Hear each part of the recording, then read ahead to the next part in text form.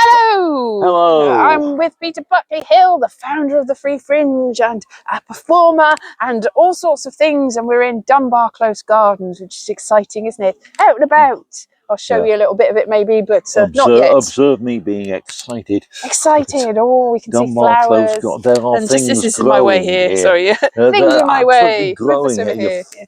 Flowers, Flowers. and Anemones. green things that are not figs. flowers. Thistles. And Christmas trees. Yeah, hang on a minute, I'll show you. Look, there's flowers. Proof be needed. Proof needed there. Yeah, flowers. Flowers. Flowers. Yeah. Flowers. I don't know what the point is. I don't know what. How has your fringe been so far, Peter? Oh, pretty mediocre. No, I mean, honestly, I don't know in what form the fringe is going to survive, if indeed at all it does. The things are fundamentally wrong with the fringe, and because no one is actually in charge of it or anything, there are no remedies for these things to be So a lot of organisations, even the Fringe Society, is not in charge of the fringe. No, it just never was. An element of. That's the mistake people make. It has no authority over anything apart from a box office. Although it was given brief authority over some things immediately after COVID, when they gave it for the first time a large sum of money to be distributed among the needy, and of course first on the list of the needy was themselves, they're now appealing for even more money to finish the building that they started when they declared themselves needy. Let's move away from this, because I don't think I'm allowed to talk on such things being bipartisan, would it be? I've got fingers in lots of pies, feet into countries. I don't know what that is, but it's a little bit complicated, isn't it? Choose your pies Choose your pies carefully. Yeah, exactly. But that's the trouble. Legally, I have to balance the pies. I have to juggle the pies. You know what happens when you juggle pies? They all fall on the floor. One of them hits you in the face. Yes. And if you're lucky, it's custard. And if you are not lucky, well, any pies hitting me, if they're not gluten-free pies, I'm in trouble straight away. So that's already doomed. I assume custard has gluten. It looks like the sort of stuff that does. Probably not, because it'd have corn flour and eggs, or just you can have it egg-free. Corn flour is gluten-free. I can eat all the custard my heart desires, especially dairy-free. Yum, yum. Well, at least I've discovered one thing that your heart desires, but otherwise your heart is a closed book. It's not in my top 100 things, really, but custard is nice. I don't have any objection to custard. And blancmange, I like blancmange. Not everyone does. No, I don't like blancmange. No, a lot of people don't like blancmange, but I do. I hate jelly. Oh, I like jelly. As a child, I really hated jelly, and that's odd for children. Children are supposed to like jelly. I mean, really, it's just flavoured bones with sugar, but you can have it without the bones now. Bone-free jelly, which is ever so nice and sets a lot quicker. Vegan. This is true. It's just like that vegan beer that you can get where they they don't throw rats in the bottom of it. I'm not concerned about the rats. Rats are traditional. No, it's fish bladders. Oh, yeah, to clarify, of course. Yes. It's just, yeah, I know what you mean. Finings, as they are called. Not that I don't drink beer nowadays anyway, but... you have to be ever so careful about things that are in things, don't you? Things are in things. I don't know. I mean, if I was so concerned with a small amount of fish bladder, I think that was pushing it. That was over the top. Sometimes that was being too meticulous. Exactly. Sometimes the fish bladder is all it is keeping you from. I don't know. Helping you to swim, I suppose. But yes, no. I mean, it's like what the people who are meticulous about fish bladder in their beer have probably consumed soup that contains all sorts of things, because you go to a cafe and you order soup, and I know lots of people say get the soup that you vegan get. People say you can't eat smoothies because of the same problem. Something glass. I know, I know what you mean. It's got a specific name. Anyway, why are we talking about Finings. this? That's what. Yeah, but it's got a longer name. Anyway, the Fringe The Fringe. is already a week in, and it's already like, that was interesting. How are your audiences? Low. Which is well, unfortunate. Now, of course, I could be rubbish, but on the other hand, the way the Free Fringe works, people take a chance on rubbish, and then and they occasionally walk out if they don't like it, if they're on the wavelength. So I'm experienced with the walkouts. People should don't not be obliged. Yeah. Rubbish is subjective. Well, exactly, and they're not necessarily. I'm trying to take. Oops, bashing my microphone. Trying to take heart, and maybe it was nothing to do with you, and there was some other reason that they left. But there's a lot of shows, though. I have seen a lot of things. I was saying earlier of people putting up videos about how it's 5 in a row. Nobody, like in some of the paid Fringe, they've spent a lot of money getting here, and they've got big venues, and nobody's come for 5 days in a row or whatever. Yes, I have great sympathy with performers in that boat. I have no sympathy with the people who sell them the space. Sell them the dream. That is the thing that's always been wrong with the Fringe, and always been the thing that we at the Free Fringe have been fighting against, have been trying to mitigate, have been trying to create a space in which people can come to the Fringe, do their thing, and not be under severe financial penalties for doing it. That's not holding up the way that we want it to hold up at the moment, largely because of the cost of accommodation, but also because people such as the ones that you just described are somehow allured by the prospect of playing the famous Edinburgh Fringe, fall into the trap that we warn them against in sentence 1 of our instructions, namely, you will not get famous, and you will be thinking at this moment that your talent is so great that you will overcome this rule, and you will not. Talent is the minimum level, the base level that you need to perform at the Fringe. You need considerably more than that to succeed, and the Fringe is not going to give you that. No, certainly not these days, because one of the reasons that people aren't getting an audience is there's so many things to watch, and that's the same reason why you're not going to be discovered, because there's so many things that are there that have spent the money, unfortunately. So rather than accept that, people spend more and more on publicity, and most of the publicity people around are not good. Some are, but most are not good, and if you choose them at random from a list, you will get a duff one. But I mean, some people have managed to get the right ones, and it's worked for them, but they don't generally have to even turn up to the Fringe, because the work has been done before they get exactly. here. It's always anybody who appears to have come from nowhere hasn't. There's something behind them. For sure. No, I mean, anybody, anywhere in the world who would think of coming to the famous Edinburgh Fringe in order to be discovered, stop, don't. That's not the right reason. Now, there are still good reasons to do it, many good reasons to do it. Firstly, it can be fun. In a sort of mountain climbing way. It's, achievement through difficulty. You can make friends, even though those friends will probably be as much up their own arses as you are as yours. But you can. Yeah, you'll find good people. You can make friends. Undoubtedly, if you do a full run, you're the same thing every night. You will get better at what you'll learn do. What isn't working, and the subtle nuances of language. You're halfway through. You will think, oh, if I tell it that way, if I swap 2 words, it will work much better. And you also, the energy changes every day. But that's it. You think, wow, I've got the right energy, but then something gets to you and it's not the right energy anymore.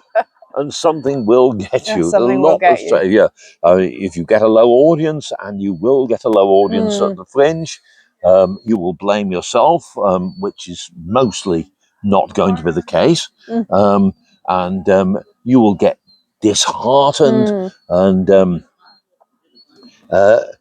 actually, I prefer it if you blame yourself, because you will otherwise blame something which is not to blame. You will blame your venue, you will blame the weather, you will blame the general public for not having the sense to choose your show. The truth is, you'll blame your publicist if you blame paid them. everyone else. Don't take it out on anyone else, including yourself. No. Don't take it out on the audience. It's just there's a lot there. Yeah, and not everything is for everyone. Especially don't take it out on Definitely the audience. don't take I it out spend on my the life audience. telling people that, and you see it everywhere. You get 3 people in the audience, and the performer then talks to them as if it was their fault. It was only 3 of them. No, I mean, you do the show. Yeah.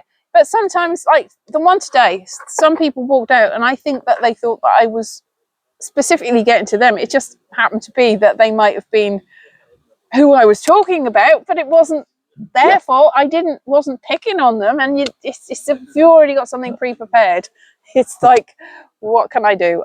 I'm sorry. I'm sorry, you really. Well, that's not the attitude, but pre-prepared is a very good word to talk about. Because you need to be versatile. As well. Absolutely. You need to change if you come here to stick to a script, then I mean, I have not stuck to a script. Of course you haven't. No, this is like I've got like a slide. It's got words on the screen, so it's sort of going in a general direction. I can't stop it from going there. But no, you have to have the you have to have the versatility, the flexibility, which is another problem that relative newcomers to the Fringe do suffer from. They'll come with a specification. They'll say, I need such and such in the way of PA, I need such and such in the way of lighting, I need such and such in the way of props, and so forth, and everything is rigid and said, no, you don't. This is a Fringe, which means things are informal and flexible, and you can do them in a variety of venues that were not purpose built for the occasion. And if your show is that rigid, then it does not belong here. Now, you will occasionally see the famous bringing a very rigid show. They can do that. They're famous. If you're not famous, and I'm assuming you are not, I'm not. No. then you have to be flexible. Firstly, you're not going to be. No. Live with it. And secondly, no, I mean, honestly, I mean, you can act like you're famous. I mean, with the pay-to-play venues, they will give you a lanyard, and you will hang it around your neck, and it will say performer, and you will think, I am somebody. You're not. You're get not. to the members' bars, you go, member. Oh, yes, yes. Oh, the passes. The passes to the up your arse bars. It's now. Oh, yes. Ooh. Very sought after. Very special. Very sought after, where people go and lie about their audiences.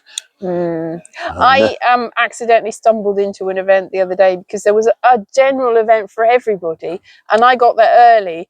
And I was like, I'm allowed in here. And I was like going around going, I'm supposed to be here. And about half an hour in, I'm like, I'm not supposed to be here. Oh dear. I wasn't invited. I just assumed that I was. So that's an interesting attitude. I was like, whoops. Oh yeah, but you actually have genuine status. I belong here. I used to have genuine status. I don't anymore. Oh God! This is all right. Everyone was like, "Well, I did meet somebody," and they're like, "Oh," I was like, "I was supposed to be here." And I'm like, "Yes, you are, you are, you are," and they were at pains to say you were. I wasn't. They sort of pretended I was because I think they were embarrassed about it too. Anyway. Oh no, you definitely have the state. But anyway, the point is this: none of this stuff should bother you. It's not important. Now, it used to be that at the Fringe, people were just in the city, and performers and the public mixed. on equal terms outside the shows, and that has really rather gone away. And there's been the creation of a segregation between the performers and the public, and this is a bad thing. Yeah. I mean, the performers, yes, need something to pull up their ego after having sort of faced the disappointments that performers do face, but giving them a badge and status is not it. It's the opposite of it. It's difficult though, because a lot of people do come into performing because they want some sort of self-worth, and it's banging this. It's probably not going to help. It's probably going to make it ultimately a lot worse, because if that's what you've got and that's what you're clinging to, the slightest little thing that's going to sway it is going to break you.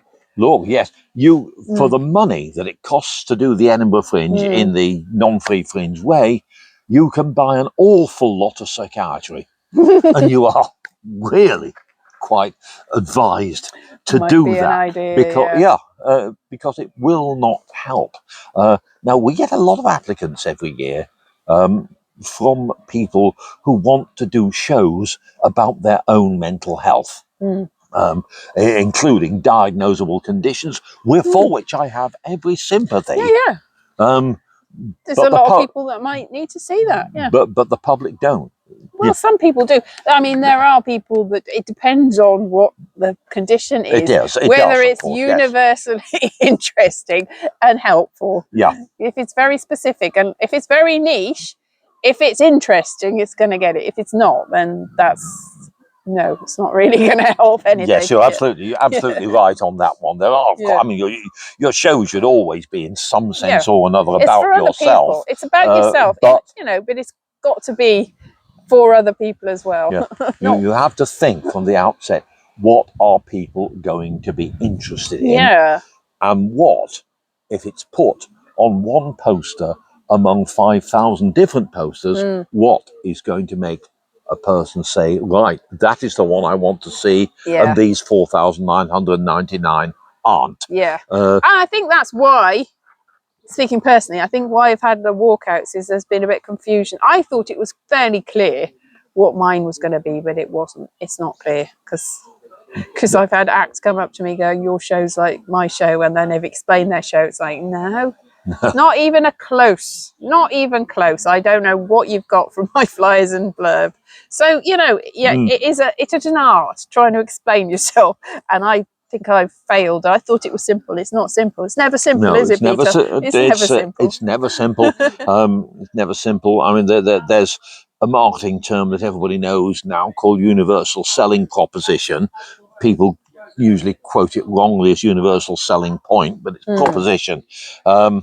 And firstly, yes, you need one of those, but secondly, you can't invent it. It's got to be there. It's got to be what is actually different about your product. Selling point. I think that's one of the things with acronyms. It's like it's about this. It's like, oh, that's not what I thought it was. It is unique. What did I say? Universal. Then I got it wrong. No, I meant unique. I meant unique. Universal public friend, I think you're thinking stupid. of. That's the Quakers. That was just wrong. I meant unique. I don't know why I said the wrong word. No, well, this is it. It's so difficult, isn't it? It's the world is too complicated. Anyway, right, fine. So there's that, but I mean, you would do well, since I'm giving advice to a camera on a stand, to be viewed by a throng, a magnitude, people I shall never met. Exactly. Never meet. I thought that was that's two a little quirk that you deliberately did. No, that's two mistakes. Easy to make. I'm getting old. It's easy to do. I'm getting old, but fortunately, when you get old, your legs go, your teeth go, your all sorts of parts of your body go. But the last thing that you lose is your ability to perform. No, you can still keep on doing it. Get on the stage. Ginger Rogers at the Oscars. Yeah. Does she? She was at the Oscars. They wheeled her on, and everyone was like, That was a she's joke. still alive. Does she? I know. Ginger Rogers at the Oscar. Yeah. Okay. Right now. I'm sorry. It's late in the day. Ginger. She does. Yes. She does. Good Lord. Oh. Yeah. Yes. Yeah. That's not in my show. No, the thing is, no matter, this is it. Even if you've got a reference or a joke that you think everybody's going to get that, don't assume. Yeah, no. Don't. Whoosh.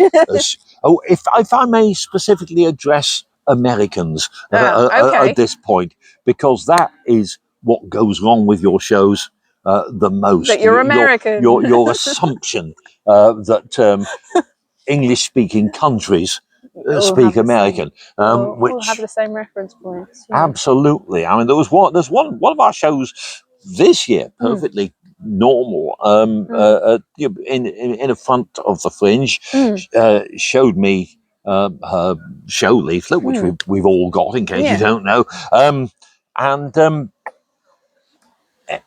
on that show leaflet, it said no cover. And I thought, hang on, well, you're not doing this show in the open air, because I know the venue you're in, and it's got a roof. Yeah. So what do you mean? Yeah. Well, it turns out she meant no cover charge, which would be an unknown thing in the UK, except in very expensive restaurants in the 1950s. Yeah. So, it would have meant nothing. To most people. To most people, and a few people might have thought what I thought, that it was an open air show, or it's a naked show. It could be a naked. Now we've got those. Yeah. Couple only of them in a anyway. few venues. Only I think in a few somebody venues. got in trouble. Oh yes, they've got to have a license for that. Some places do not have the license, and I still accidentally did the shows. It's a bit embarrassing for everyone, really. Yeah. Oh. Yeah. No, I haven't done one of those, and I suspect I wouldn't be a good addition to the lineup. Nah. But anyway, that's all right. I don't have to. No. I mean, I was a life model at once. I've not done comedy naked, but I've done sitting there and not doing anything. It's the same thing. It's just, and that's my comedy. That could well be comedy. I mean, just sitting there. It says something about the. Well, I was going to say that, because I mean, of course they're not laughing at your body. At least I don't. I mean, I haven't seen it, but I mean, no. But but no. But there is something risible about the situation, and you can't actually easily explain what it is. But anyway, never mind the theory of comedy. There is no theory of comedy. Things are either funny or they're not, and you can't. You can never tell why. And it's not going to be this 100 people. Some of them are laughing, and some of them hate your guts, and there's nothing you can do about that. Yeah, but I mean, if you're sitting there naked in a life class, they have a greater. Well, they can't actually see your guts, but they get closer to it. Well, that would be a very explicit show if they could suddenly see your guts. Look at the X-ray life class. That would be one step the beyond. Danger. What?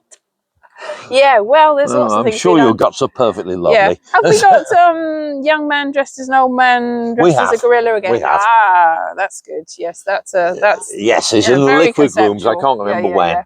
Yeah. But yes, he only ever does one performance. Yeah. Although one year we persuaded him to do two. Oh. Yes, I've only got Nobody to see came that to once. second. The first one is always it's a free show, so you can't sell it out, but it's always absolutely rammed with queues around the block. People giving. So we thought we'd give him a second one, and it didn't. No, exactly. But you can't really do the bucket speech, because you either give money or you don't, because there's not really. I suppose if he's got helpers that can give a sort of. Oh yeah, he's got helpers. He's got people to bring the rocking chair on. Ah, there is a rocking chair. I was going to say, is there always a rocking chair? There's always a rocking chair. That I saw. It's in the title. Which was in caves that are now just the tonic, but we did have very briefly. They were a bit leaky that year, but it was nice dry. They're always leaky, but nevertheless, they're nice venues. Yeah, Like to have them back. But no, there's a rocking chair. But yes, when the gorilla leaves the stage, a man stands with a bucket and points to it. Ah, yes. Cool. So yes. So yes, there is a collection. There is a collection for sure. Yeah. And I think it's given quite generously. Well, I imagine so. I mean, my point was the actual young man dressed as an old man dressed as a gorilla, can't really say anything because part of the shtick is no revealies. You don't absolutely. see who it is. Yes. It's a mystery. Even we don't know who it is. I know it is too. Yeah. We don't know who it is at all. It might not be the same one every time. No, that's true. There's no way of knowing. No way of knowing. It is. Like Andy Kaufman sometimes would send somebody else to be Tony, what's his name? Yeah. And still... Yeah, I don't know what Tony you're talking about. No, he had a sort of like nightclub comedian sort of persona, and he would go, you know who Andy Kaufman is. He would go to events like this, and then people go, "It's just Andy Kaufman." But then somebody else came, and Andy Kaufman was there too, and they were like, "What?" So it was. And he turned up after Andy Kaufman was dead. So it's like, well, Andy Kaufman's still alive because, so it all gets a bit confusing. You can send other people as a persona that's not necessarily a real person persona is the thing. Yeah. Especially if you're dressed as a gorilla. Which leads us into Donald Trump's body doubles. You are just blatantly standing behind him. It's like, it's not even a quiet, it's like, which one's the real one?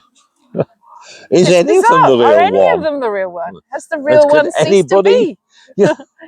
Could anybody possibly be? Was there ever a real, genuine Donald Trump? Possibly, arguably not. There never was the real one. No. That would be scary if that is true. That would be. Conspiracy.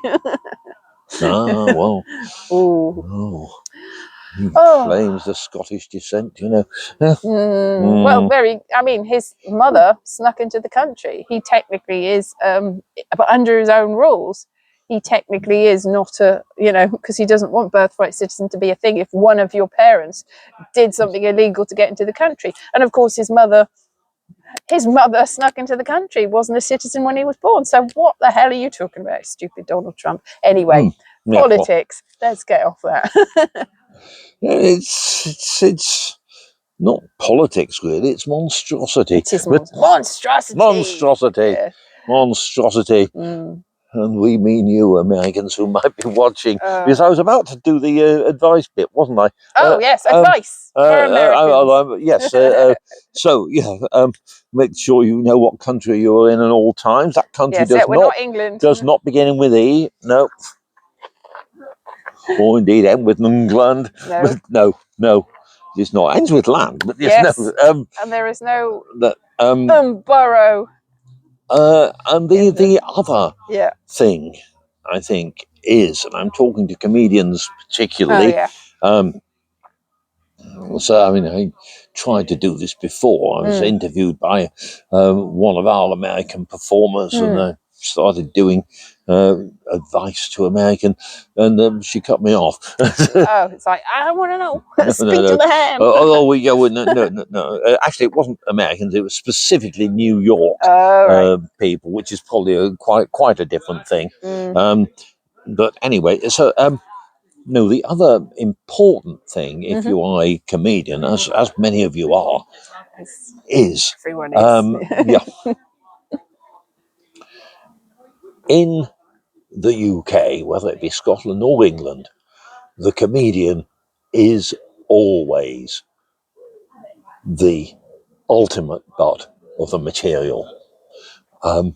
No matter what else you take aim at, the comedian must be the most vulnerable person in the room. And it must not be like so many American shows in which you are trying to unite yourself and the audience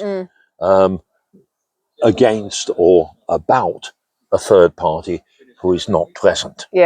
Avoid the phrase, if you can, am I right? Yeah. So show your vulnerable side. Do not show strength. I mean, there are many, many ways of getting around that. Isn't it? But Yeah. since Americans have a reputation, and generally undeserved, for arrogance anyway, that's kind of the audience's first piece of assumption. So you need to defuse that. It's difficult though, because a lot of the personas of the American comedians are sort of high status, like wisecracking, knowing everything sort of thing. Yes.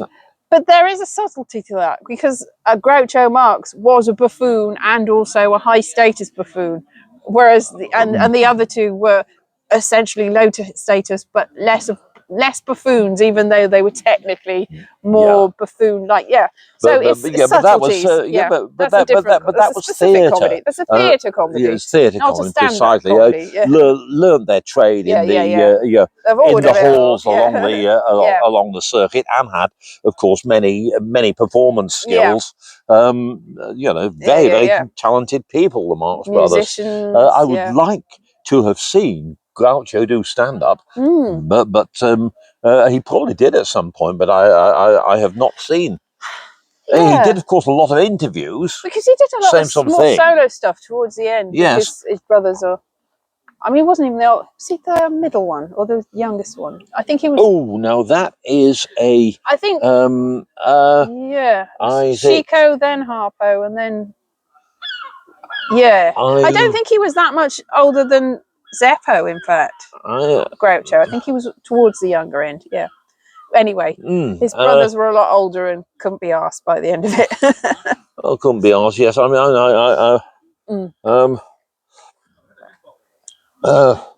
I read, Adolf's, Arthur Harpo. I read his biography, which was also autobiography, which was interesting enough. But I, by all accounts, managed to chill out largely in the company of the wealthy. But nevertheless managed to chill out. Yes, Julius was.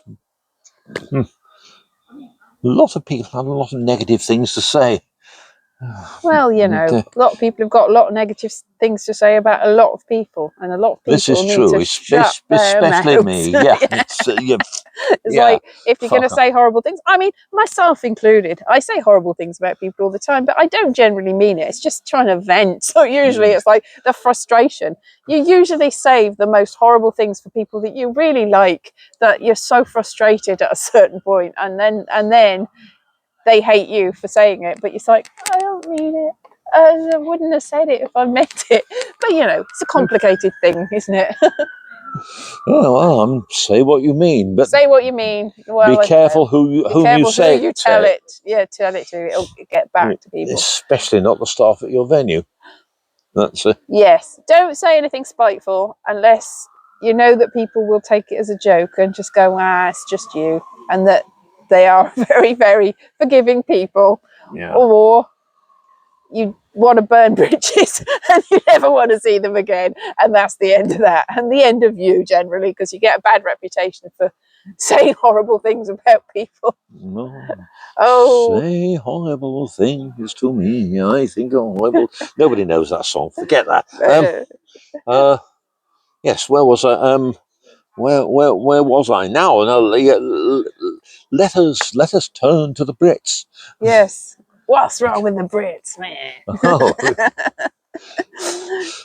Where do we start? No, I mean, it's more of a thing these days that people want to punch down instead. I mean, punching up. It's like that people in the, we're the fools. People at the front, we're the common people, and we can punch up because those people up above us, they're raining down on us. That's fine. But when you're starting to punch down, and there's a lot of people that think, that group of people, or those particular people, or that person, I can really use them as the butt of my joke, and that is nasty. No. Don't do that. Do not.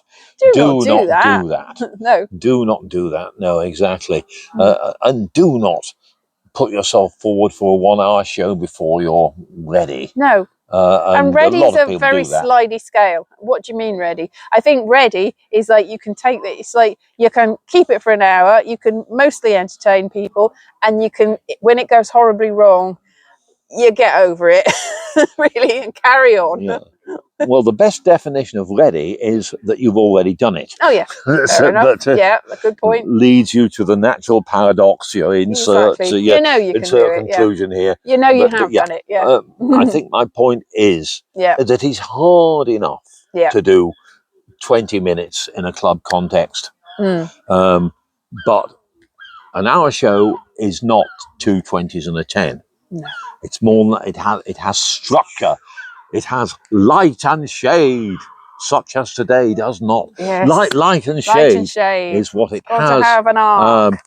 And it has the vulnerability of which we were speaking, which sometimes a 20-minute set does not, especially with the audience sort of you're drinking heavily and it can't be joke. I mean, some people joke. It's very, some very, very people quickly. can do it. Some Basically, people do, you yeah. can't. That's not you. No, you're Them. right. I don't do joke. No. And I think anyone that's seen me will realise that. Very, very few can get away with that. They're mostly the quite clever, no, they're very clever one-liner merchants. Tim Vine, Milton Jones. I mean, I was thinking these are Tim very, Vine, very good people. They know what they're doing. And they know exactly what but they're doing. Also, and it's they've a been lot doing to it do for with years. persona. Tim Vine's persona means that even if there's like a series of very bad jokes, put up with it because it's Tim Vine. It's Tim Vine. You're going to get some, wow, that's so amazing jokes as well. Yeah, exactly. Tim Vine is a nice person. Yeah, and exactly. He can't, exactly. You can't not come to that conclusion. Exactly. But there's other people that do the puns and the puns and the puns, and you just can't get on board with it at all because the persona's not really doing it for you. Well, it's a matter of taste. Exactly. Isn't it? So, but I mean, nowadays, a 1 hour, one person show, I'm talking to the women as well, a one person and show. the non-binary people. Well, them as well. Them as well. Them as well. Them as well. Basically, there's a lot of you. Everyone. Wherever you are. This is not gender specific. No, exactly. A general people thing. And if you're not a person and you're an alien, that you as well. Yeah, well, beep to you. Well done. Right. Now, so where was I? Yeah, basically, you need a theme. Yeah. Because you've seen and you will see all around this city posters and leaflets saying an hour of the best stand-up you will ever hear. Yeah. That does not bring a single body into the hall. It really doesn't. You need a theme. You've got to have something that says to the public, "Oh, that is interesting. I actively want to hear about that." It is. Now, it might be a history of the bagpipes, which is a genuine show, not ours, unfortunately. No. But people say, "Okay, well, what is the history of the bagpipes? I'll go and see it." I think you do have a theme, but I've seen so many shows that have got a theme, and you go and it's like there was not much about that theme, and it was just shoehorning all your material into it. Well done, but that wasn't the theme. That wasn't the theme. Now, even worse, you're trying to get away with an hour show, and even in your deepest heart, you haven't got enough material. And so instead of pulling out and waiting till you have, what you say is, I will make this up with crowd work. Don't. Do not even think about it. For every possible reason. Firstly, this is the Edinburgh Fringe. There are people there who are much better at it than you. And even they mostly try not to do it because people see several different shows a day, and if they have an idiosyncrasy, look, if this is a one with an idiosyncrasy, she goes to a show, comedian number one picks on it, that would be and she goes away deflated. Steaming. She goes to the second show, comedian number two Picks on it. Picks on it. Yeah. She gets even more deflated. Does she even go to show number 3? No. But if she does, comedian number 3. To be honest, I mean, I've been to stand-up shows, and the second anyone talks to me, it's like, I'm not here to do your job. Piss off. Yeah, exactly. And that is the correct response. But I mean, I have like asked people, hello. It's like, yeah, just to see. I'm just checking on them really when I'm asking people things. I am genuinely interested if I ask people things, but I'm not looking for a setup to something for me to go, aha, and you're ugly too, or whatever, which has happened to other people. Just, no. So all of that, I mean, I would say do not do crowd work at all. No, they're there can go to be wrong. entertained by your not to be insulted. A lot of people think that comparing consists entirely of crowd work. I think the opposite. I think comparing consists of doing no crowd work at all. I think it's just keeping binding it going. The audience. Bringing them all together to enjoy things. Exactly. But thank you. That's the phrase I was looking for. Bring them together to enjoy things. I tend to get them singing, but that's just my way of doing things. You have your own way of doing things, but picking on individuals and giving them anything that they might be humiliated by is completely the wrong impression. And if anybody at compare school tells you to do that, don't. There are people who are very, very good at it. Ross Noble is a master at it. But he knows who to pick on and who not to pick on. And, no, I'm just focusing on my ones today. It's like, why did those people leave? I think they thought that I was picking on them, but I was just sort of looking into the gloom and going, does this apply to anyone? And they very much took it personally. Oh no. I didn't mean. Oh, people, if you're seeing me, people that walked out of my show, I'm really sorry. I didn't mean to offend you, and I'm sorry. Didn't mean it. I feel guilty that people didn't have a good time. Is the thing. You don't know. That's it. You don't know what is in people's heads. You don't know what's in people's heads. Absolutely, and things can be terribly, terribly deceptive. So just don't. Just have to go with it. Just do the material. Relate by force of personality, if present, and. Also, if most of the people are laughing, but one of them's not, you're desperate to try and make them laugh, and you're probably never going to do it. No. You just don't focus on them. That's another very good point. Forget about it. Forget about it. Very good point. Focus on the people that are getting it. Really. Because that'll just psych you out. Yes, that's it. Yes, try not to worry about how it's going when it's going. While it's going. But that's about it later. That's almost impossible to do. But nevertheless, focus that thing. And the trouble is, the more people who are doing comedy, and loads of people are doing comedy at the moment, because they can't get girlfriends or boyfriends as appropriate, or fellow Martians, or whatever they are. Anyway, more and more people are doing it at the moment. These are not the people to learn from.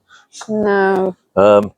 You've got to develop your own unique style. Point of view. You can't really be anyone else but yourself, unless you've got a comedy character. You can't be anyone else except a different one of the comedy characters that's not working. Do a different one.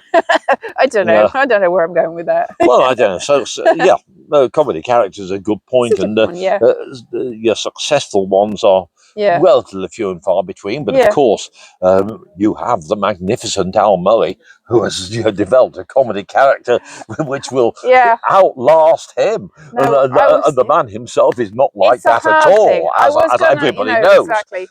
Exactly. I was going to do a comedy character as the whole framing device for this, but I honestly couldn't be bothered because it's too much work. I'll just be me, which is in itself, everyone thinks a comedy character anyway. Let's just go with that. Yes. Well, yes. Yes, well, I mean, people are funny and tragic in the same, but just don't show them a tragedy. Or if you Or do, do. yeah, But make it funny. under control. Yes, exactly. Make it funny. Make it funny. Yeah. Make it funny. Do not say to an audience, "Pity me," unless they can laugh. unless they can. Yeah. I mean, that is very much me, like spurring out is part of the. If you're not laughing at me spiraling out, I'm afraid this show's probably not for you. Yeah. It's Yeah. like how yeah, I don't want people feeling sorry for me, but sometimes I make it very hard on them. Yeah. It's actually very difficult. That's the third wrong word. Balancing it. Yeah, very difficult, especially nowadays, to develop a distinctive persona Yeah. as a straightforward stand-up. Yeah. But if you can add some other skills into the mix that most people don't have, and if you do your entire show tap dancing, for example. Yeah, I haven't seen that. It's one of the few things. I've Plenty seen of various dance acts, ukuleles, but I saw a sort of good comedy dance act last night. ah, I don't even know if it was a dance act, but it had props, all right, yeah. it had moving things, and the audience liked it, and then I had to go on after it. Yeah. No, that's all right. You've got to do that as well. Yeah, just throw everything into it, see what works. Something's got to give. Trial and error, and then in some of the error points, you will ask yourself, "Why am I doing this?" And your answer will be to get a girlfriend or boyfriend or whatever else it is. But exactly. Some of my audience stumbled in before my show because the door was open, and I was like, "Yeah, stay." But then they started asking me questions about why I was doing this and was I enjoying it. I'm like, "I've got to go now. I'm going to go and see whether other people are coming. I can't be dealing with this. It's too much pressure." It's just like I wasn't pleasing them with my answers. I was going because I don't know. Bye. And occasionally you will get some who say, "Oh, you do comedy? That must take a lot of courage." No. Taking humanitarian supplies through 2 sets of enemy lines. Yeah, exactly. That takes courage. Exactly. Public speaking's a doddle. It's like I know that some people find it really hard to talk in front of an audience, but it's one of the least hard things, really. No, it's one of the things that you can't not do. And if you don't resonate with that sentence, then don't try it. It's a compulsion. Yeah, It is. It is, and Ian, that I mean, I've mentioned 3 times not getting a partner, but that is, I think, basically it.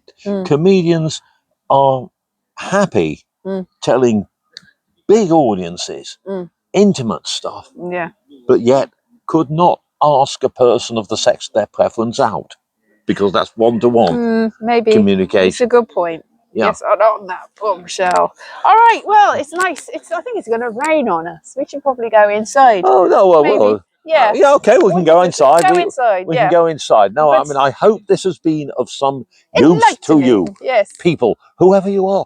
You see, I couldn't even tailor it to the people because I don't know what people they are. I don't know. I'm looking at the lens in case I could see you somehow, but I can't. Are you looking at the lens? The lens is there. You might be looking. You're looking at the screen. I'm looking at past the lens. I'm looking at my own picture. Yeah, exactly. Oh, there's the lens. Hello, lens. Don't look at the lens. Yeah, it's all good. All right, yeah. So, if this has been helpful to you, it might have been. It might. I think what Peter said might have been very helpful. Maybe what I've said has just made you go, "Yeah, definitely not going to do a show in Edinburgh." What? That sounds terrible. Yeah. And then you will have learned something. Oh, yes. And if you don't do a show in Edinburgh, you will have saved lots of money. A lot of money. Which you can then spend on psychiatrists. Absolutely. Bye.